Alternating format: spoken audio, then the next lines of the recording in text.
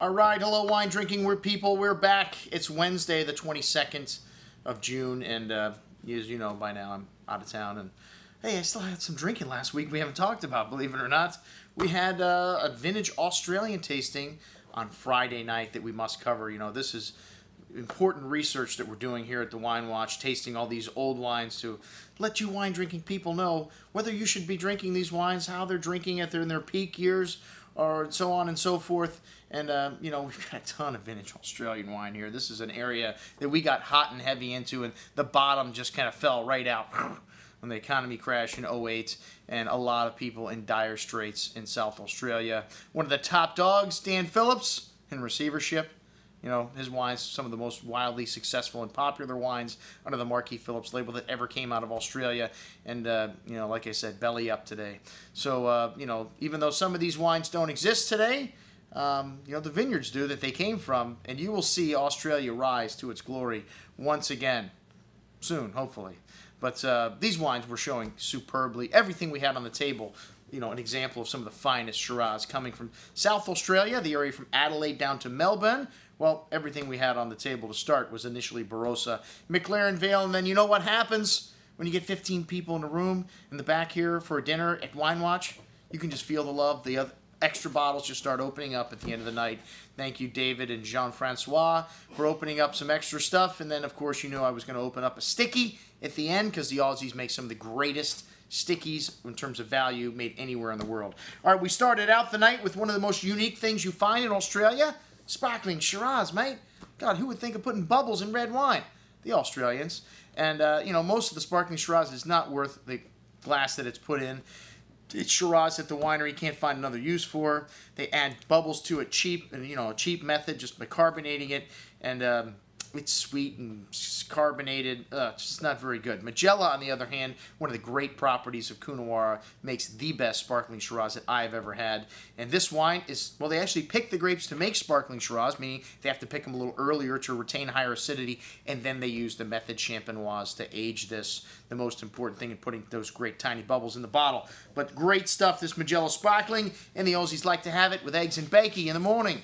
All right, E&E Black Pepper 96. This is Barossa Valley Estates, and they use prime vineyards in the Barossa to produce this wine. Although it was the lowest rated on the table, it turned out to be several of the tasters' favorite wines here. I thought it stood well next to the cult wine Hill of Grace, had nice balance, and almost cherry cough syrup-like quality to the nose. Black spice, a hint of tar showing there, but lovely, soft, and elegant on the tongue with nice plummy fruit and a savory finish. Drink it right now, man. This wine is drinking beautifully.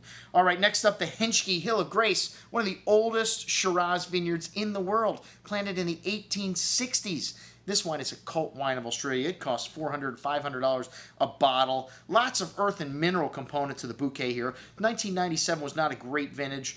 This wine's mellowed out substantially. That red cherry and plum-like fruit showing a hint of coffee, and again, it's distinctly earthy quality to the bouquet there. Soft and elegant on the tongue with nice tannins, very soft tannins, very mellow, and that red berry fruit still there, quite fresh, and decidedly mineral on the finish here, and still good. But I would say you want to drink this one up again, a little more complex, most excellent stuff.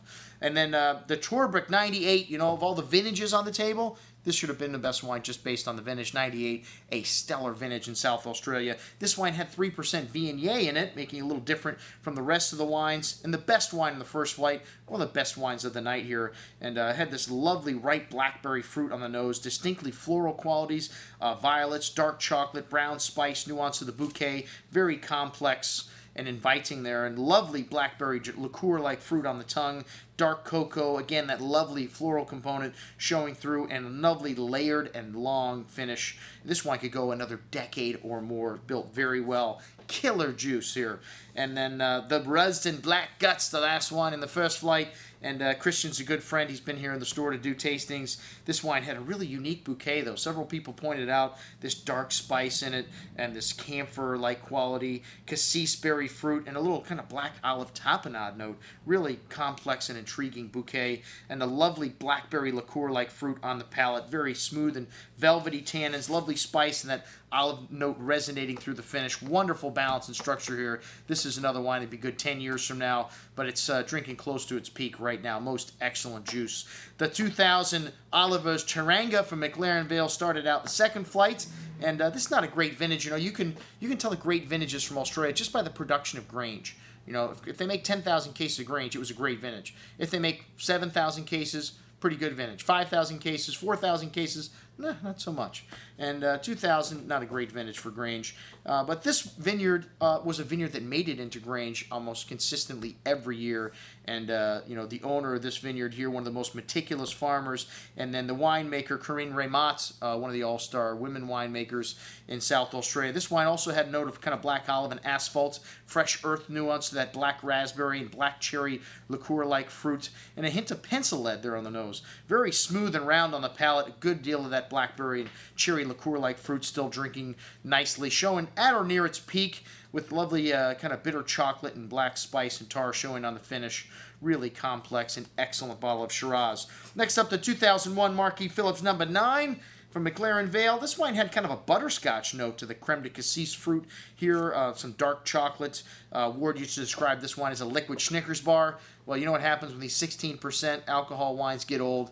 You know, they lose their fruit. That alcohol, that heat is still there. They become somewhat out of balance, which is what is happening to this wine. Although I would say, you know, overall, people thought it was excellent.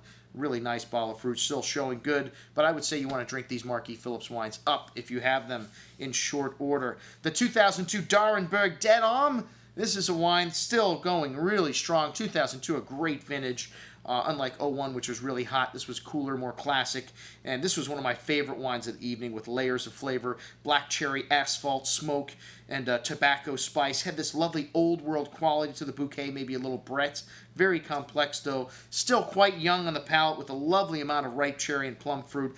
Excellent structure and a long layered finish. This wine will go another 10 years in your cellar easy. Most excellent juice. And the last wine of the night, the Tuzna Albert from the Barossa. This wine had a little bit of that butterscotch also. Really pretty floral qualities, black raspberry fruits, really forward and appealing, and lots of sweet cherry and raspberry fruit on the tongue, really round, soft tannins.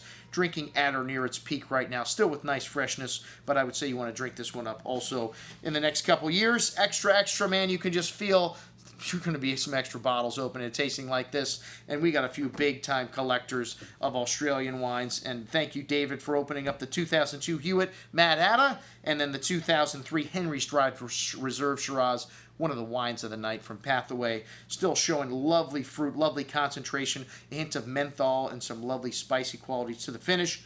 But the showstopper at the end here, the 2003 Whistling Eagle, Eagle's Blood Shiraz. Wow. Man, I explained to the crowd that Heathcote, one of the few areas in the world you can still buy vineyard land for $2,000 to $3,000 an acre and make a wine like this. Incredible stuff. Anybody that's ready to invest, give me a call. We're putting together a consortium to buy vineyards in Heathcote after tasting this Whistling Eagle. Lovely jammy plum, black raspberry fruits with a liqueur-like quality. Incredible concentration and depth with this wine. Still young. One of the wines of the night. Unfortunately, this is my last bottle. Hey, we can't finish an Aussie tasting without a dessert wine, and we had something from Burge Family, this old Muscat Tawny, and wow, was it amazing. And was my last bottle as well.